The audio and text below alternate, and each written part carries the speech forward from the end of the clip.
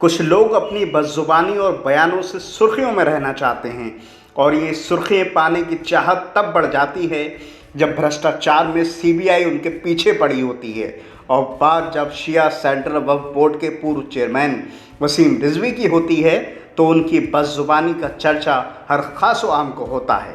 لیکن اس بار وسیم رضوی نے حد ہی کر دی اور خدا کی بھیجی ہوئی کتاب قرآن شریف کی 26 آیتوں کو سپریم کورٹ میں چیلنج کر دیا،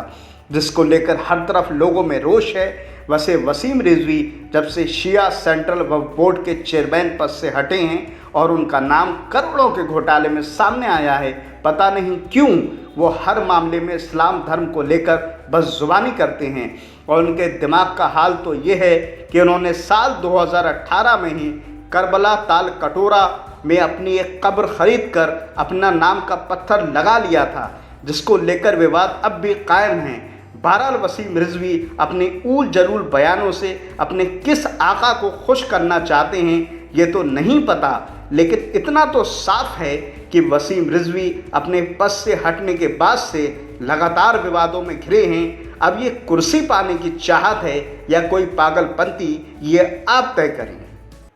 دیکھیے، پروفٹ محمد کے بعد پہلے خلیفہ ابو بکر، دوسرے خلیفہ عمر اور تیسرے خلیفہ عثمان دوارا قرآن کو کلیکٹ کر کے اور اس کو جاری کیا گیا ایک کتابی شکل میں۔ قرآن کے اندر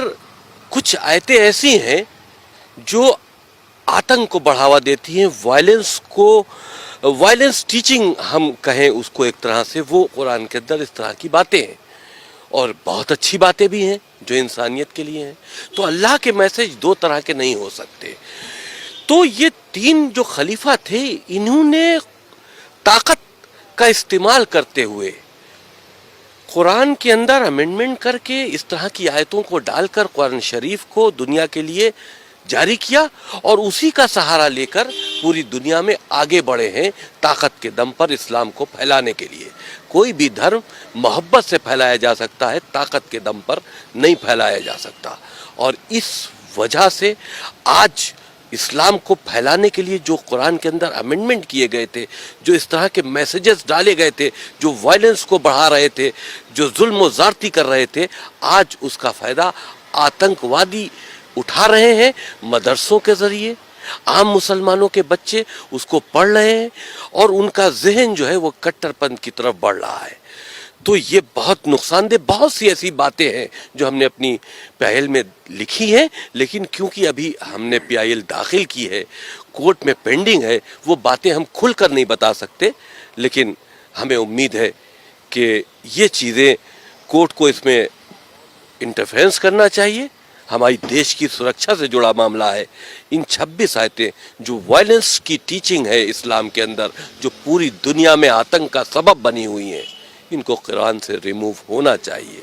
آپ کو لگتا ہے کہ کورٹ ایسے سنویدنشیل معاملے میں، جس میں ایک فیتھ سے جڑا ہوا معاملہ ہے، اس میں مداخلت کرے گا؟ یہ معاملہ فیتھ سے جڑا نہیں ہے، فیتھ سے جڑا ہوا ہوتا ہے انسانیت کا معاملہ۔ کسی کا قتل کر دینا فیتھ سے جڑا معاملہ ہے؟ آپ اگر اس کو فیتھ سے جوڑ لیتے ہیں تو ہم کو اجازت دیجئے کہ ہم کافروں کا قتل کر دیں۔ تو یہ فیتھ سے جڑا نہیں ہے، یہ وائلنس ٹیچنگ ہے، یہ ایک طرح سے آتنکی